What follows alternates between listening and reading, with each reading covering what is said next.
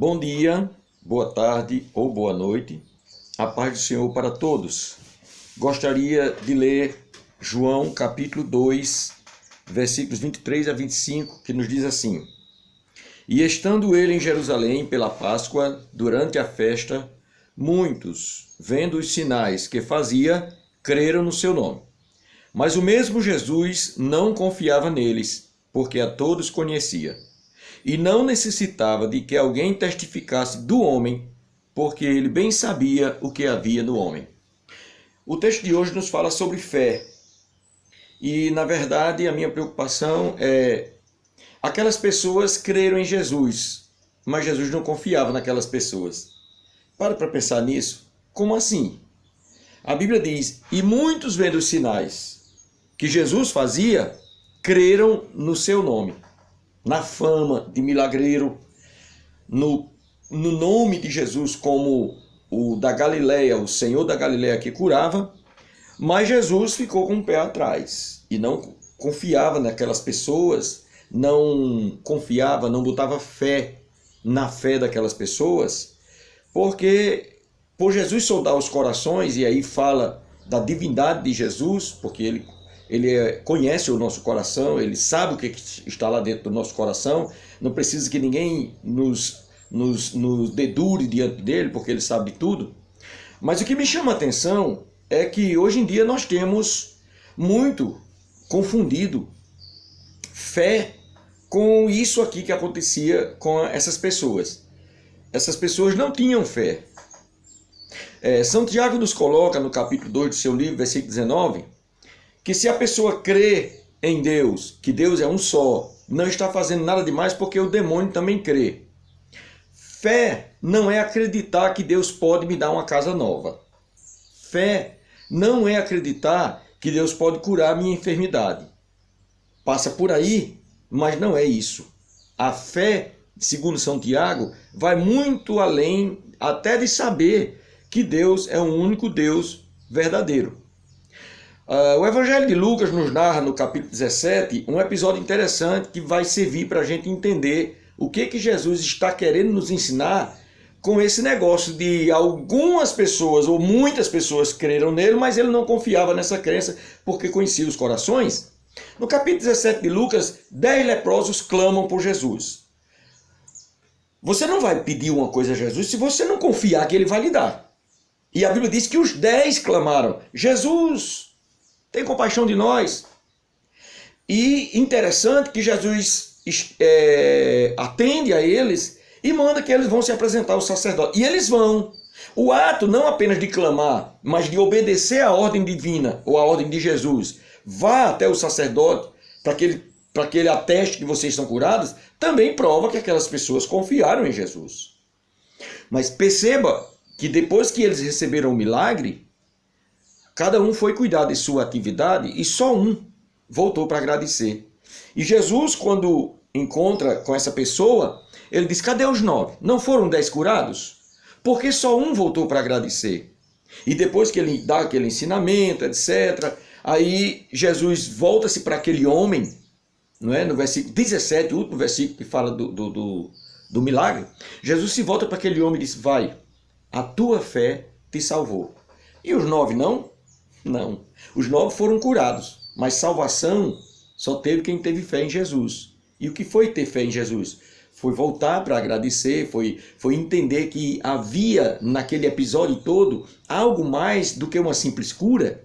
E ele volta para Jesus, quem sabe crendo que ele é o Filho de Deus. E Jesus então, para ele apenas, por 9 não, mas para ele, Jesus diz: a tua fé te salvou. Meus amados irmãos, as pessoas estão buscando Jesus pelos milagres que ele pode fazer. Até as nossas igrejas estão impregnadas de pessoas. Estão lá buscando sinal. Estão lá buscando profecia. Estão lá buscando cura. Estão lá buscando emprego. Estão lá buscando restauração no lar. Nada disso é errado. Mas isso não vai trazer salvação. Então é correto dizer, sem querer fazer um julgamento, que quem sou eu para julgar, que nas nossas igrejas há muita gente que não sabe nem o que é salvação, quanto mais ser salvo. Porque negligenciar a salvação é falta de fé. O escritor aos Hebreus, no capítulo 2, ele diz: como escaparemos nós se negligenciarmos tão grande salvação?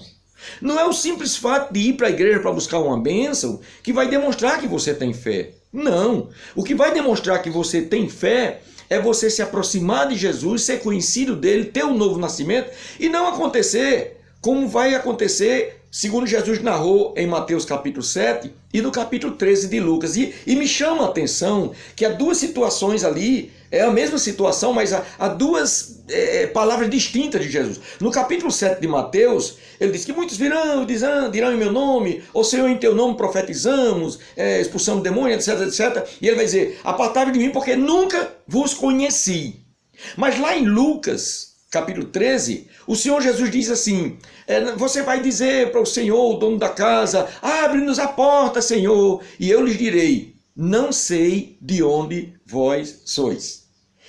Eu acho interessante que eu acredito que aí Jesus está dizendo assim: você negligenciou a salvação grande que eu manifestei para as pessoas.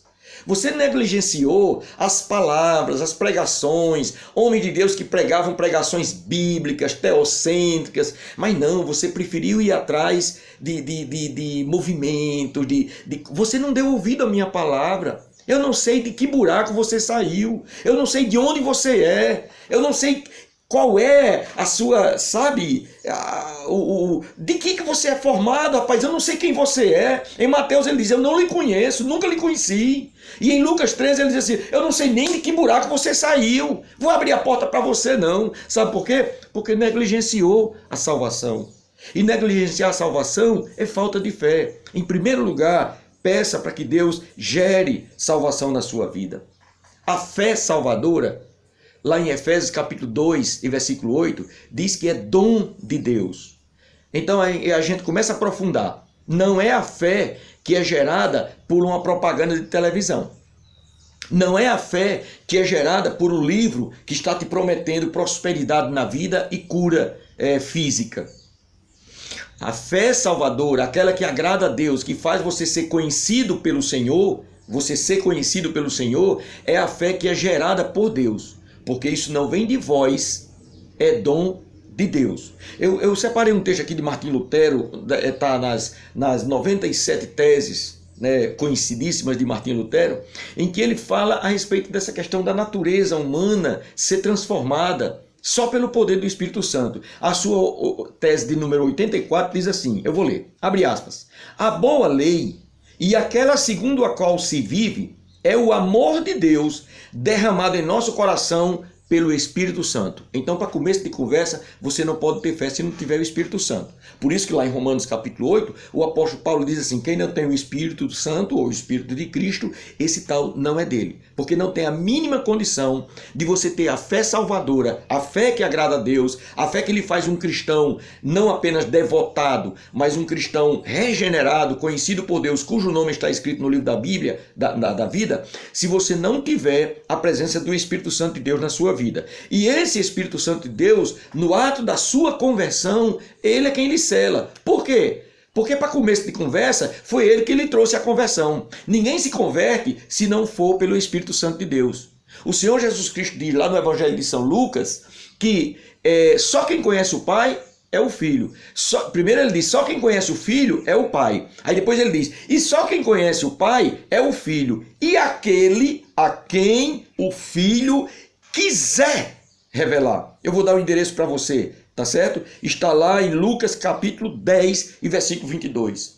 Não tem como você nascer de novo, ter um pedaço no céu, como se diz, né? Ter uma casa no céu, se você não for trazido pelo Espírito Santo de Deus através da intercessão de Jesus.